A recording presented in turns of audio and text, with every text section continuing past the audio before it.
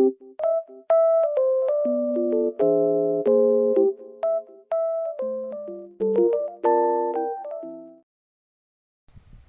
of us. So afternoon talk show will be focusing on cyberbullying. So one of the tips to avoid cyberbullying to happen is to educate ourselves. So to further understand what cyberbullying is, to have our first speaker, we have Mr. Estelito D, ALBES. Okay, good day to each and every one of us. I am the first speaker to discuss all about the definition of cyberbullying. According to the Oxford and the Cybersmile Foundation, cyberbullying pertains to the use of electronic communication to bully a person, typically by sending messages of an intimidating or threatening nature. Cyberbullying is used as an umbrella term to describe many different kinds of online abuse, including but not limited to harassment, doxing, reputation attacks, and revenge porn.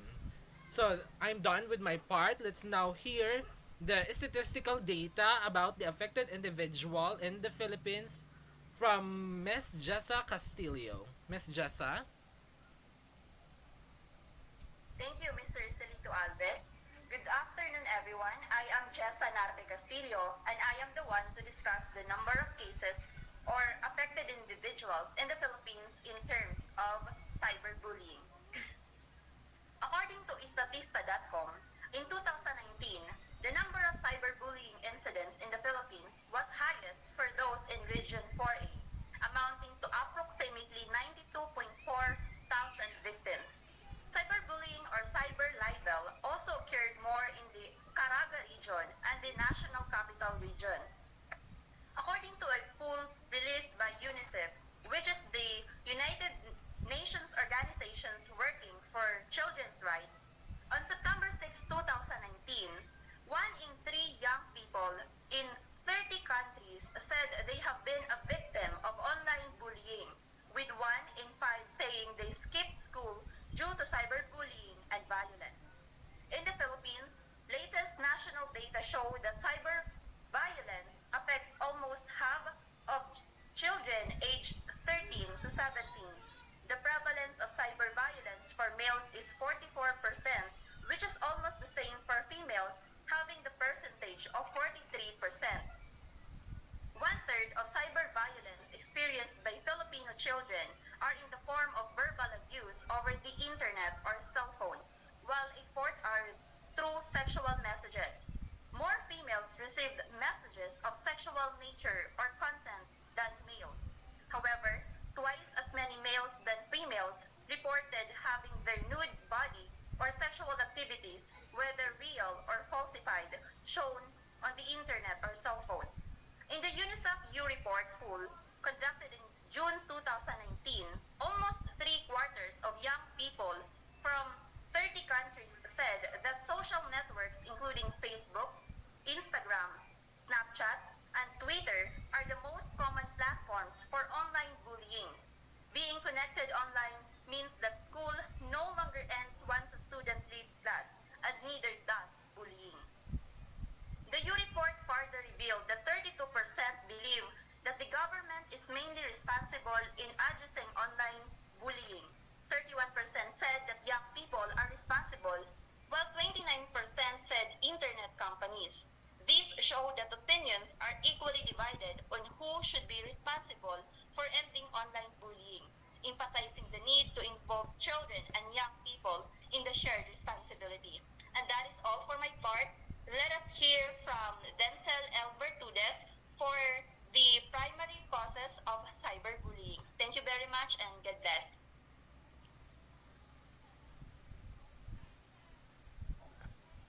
Thank you for that very substantive information. Pleasant day to each and every one of us. I am Denzel L VIRTUDES, and I'll be speaking about the primary causes of cyberbullying. Cyberbullies. So the first cause is that cyberbullies are out for revenge.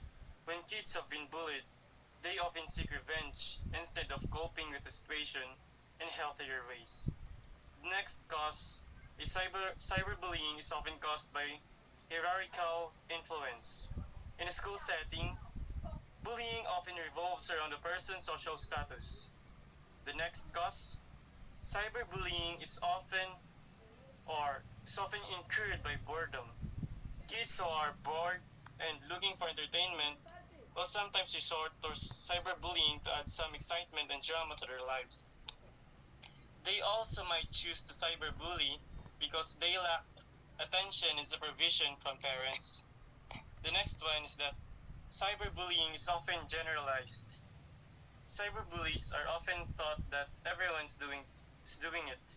When teens believe lots of people are bullying online, they are more likely to engage in the behavior themselves. And lastly, cyberbullying is often caused by domestic violence. The reason why cyberbullying is prevalent because they are often the victims of violence at home. Hence, they tend to be violent and seek for something that will satiate their desires. And that will be all for my part. Let us now hear to Mr. Erlis Jr. Um, Thank you, Mr. Denzel Virtudes, for that discussion. Now, let us proceed to the effects of cyberbullying to a person. So, effects of cyberbullying includes emotional, mental, physical, and behavioral effects. Emotional effects of cyberbullying includes anger, humiliation, isolation, and powerlessness. Mental effects of cyberbullying to the men to the mental is depression and anxiety, low self-esteem, academic issues for students, and sometimes it leads to suicidal thoughts and self-harm.